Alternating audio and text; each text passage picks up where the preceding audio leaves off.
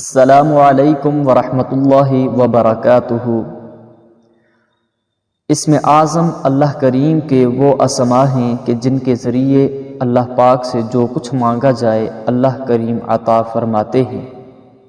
آج کا اسم اعظم العلی، العظیم، الحلیم، العلیم ہے۔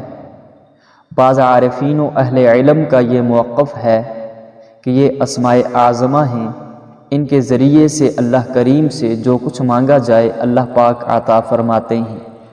اس بات پہ دلیل حضرت اعلیٰ حضرمی رضی اللہ تعالیٰ عنہ کی وہ کرامات ہیں، کیونکہ بعض آثار سے ثابت ہے کہ حضرت اعلیٰ رضی اللہ تعالیٰ عنہ نے کئی مقامات پر ان چار اسماء کے ذریعے سے دعا فرمائی تو اللہ تعالیٰ نے ان کی دعا کو قبول فرما لیا، اور ہر بار حضرت اعلیٰ حضرمی رضی اللہ تعالی عنہ کے لیے کوئی بڑی کرامت ظاہر ہوئی۔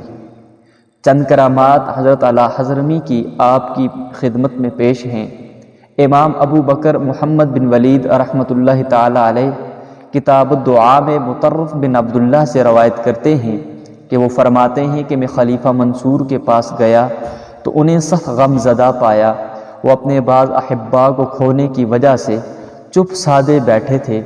انہوں نے مجھے کہا کہ ایک مطرف مجھ پر ایسا غم سوار ہو چکا ہے جسے اللہ تعالیٰ کے سوا جس نے مجھے آزمائش میں ڈالا ہے کوئی دور نہیں کر سکتا۔ کیا کوئی ایسی دعا ہے جسے پڑھنے کی برکت سے اللہ تعالیٰ مجھ سے غم کو دور فرما دے؟ میں نے جواب دیا، اے امیر المؤمنین، مجھے محمد بن ثابت رحمہ اللہ نے بتایا ہے کہ بصرہ کے رہنے والے ایک شخص کے کان میں مچھر گھس گیا اور اس کے دماغ تک جا پہنچا۔ وہ شخص سخت تکلیف میں مبتلا تھا اور دن رات نیند سے محروم تھا۔ تب اسے حضرت حسن بصری رحمۃ اللہ علیہ کے ساتھیوں میں سے ایک نے کہا، حضور اکرم صلی اللہ علیہ وسلم کے صحابی حضرت اعلیٰ بن الحضرمی رضی اللہ تعالیٰ عنہ والی دعا پڑھو جو انہوں نے جنگل اور سمندر میں پڑھی تھی تو اللہ تعالیٰ نے ان کی نصرت فرمائی تھی۔ بیمار شخص نے کہا، اللہ جل جلالہ تم پر رحم کرے، وہ کون سی دعا ہے؟ انہوں نے کہا کہ حضرت ابو ہریرہ رضی اللہ تعالیٰ عنہ فرماتے ہیں کہ حضرت اعلیٰ بن حضرمی رضی اللہ تعالیٰ عنہ کو ایک لشکر کے ساتھ بحرین کی طرف بھیجا گیا۔ میں بھی اس لشکر میں شامل تھا۔ ہم ایک ویران صحرا میں سے گزرے جہاں سخت پیاس نے ہمیں اتنا ستایا کہ ہمیں ہلاکت کا خوف ہونے لگا۔ تب حضرت اعلیٰ رضی اللہ تعالیٰ عنہ سواری سے اترے، انہوں نے 2 رکعت نماز ادا کی، پھر کہا، یا حلیم یا علیم یا علی یا عظیم اسقینا، ہمیں سیراب فرما۔ بس اسی وقت ایک بدلی آئی جسے کسی پرندے کا پر ہو، وہ خوب ہم پر برسا، یہاں تک کہ ہم نے برتن بھی بھر لیے اور اپنے جانوروں کو بھی سیراب کر لیا۔ پھر ہم چل پڑے یہاں تک کہ ایک سمندری خلیج پر پہنچے جو اس قدر گہری تھی کہ اس دن سے پہلے اور نہ اس کے بعد اس میں کوئی داخل ہوا۔ ہمیں وہاں کوئی کشتی نہیں ملی تو حضرت اعلیٰ رضی اللہ تعالیٰ عنہ نے 2 رکعت نماز پڑھی اور فرمایا، یا حلیم یا علیم یا علی یا عظیم اجزنا، ہمیں پار فرما۔ پھر انہوں نے اپنے گھوڑے کی لگام پکڑی اور فرمایا، اللہ کے نام سے پار کرو۔ حضرت ابو ہریرہ رضی اللہ تعالیٰ عنہ فرماتے ہیں، ہم پانی پر چل رہے تھے، بخدا ہم میں سے کسی کے پاؤں یا ہمارے کسی جانور کے کھر تک گیلے نہیں ہوئے۔ ہمارا لشکر 4000 نفوس پر مشتمل تھا۔ یہ واقعہ سن کر بیمار آدمی نے ان اسماء کے ذریعے دعا کی، اللہ جل شانہ کی قسم ہم ابھی وہیں تھے کہ مچھر اس کے کان سے نکل گیا اور وہ بنبنا رہا تھا، یہاں تک کہ دیوار سے جا ٹکرایا اور وہ آدمی ٹھیک ہو گیا۔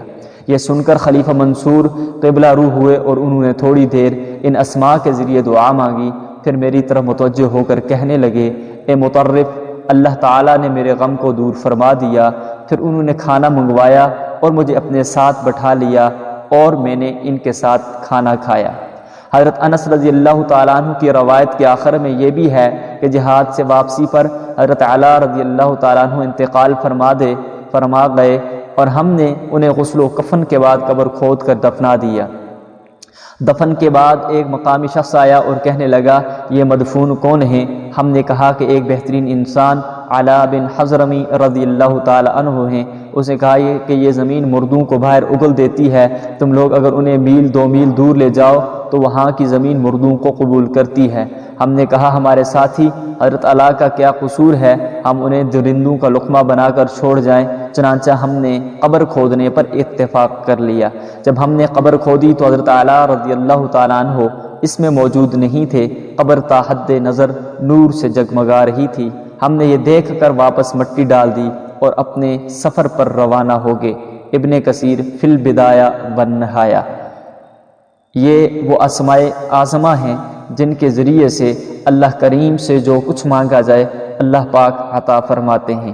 اگر بیمار اپنی بیماری میں ان اسماء کے ذریعے سے شفا مانگے اللہ پاک شفا عطا فرماتے ہیں۔ اگر مقروض ان اسماء کے ذریعے سے اللہ سے دعا کرے تو اللہ پاک اس کا قرض اتارنے کی صورتیں مقدر فرما دیں گے۔ اور اگر کوئی شخص تنگ دست ہو، محتاج ہو، اللہ کریم سے ان اسماء کے ذریعے سے غنا کو طلب کرے، مالداری کو طلب کرے تو اللہ پاک اسے پاک اور صاف مال عطا فرمائیں گے۔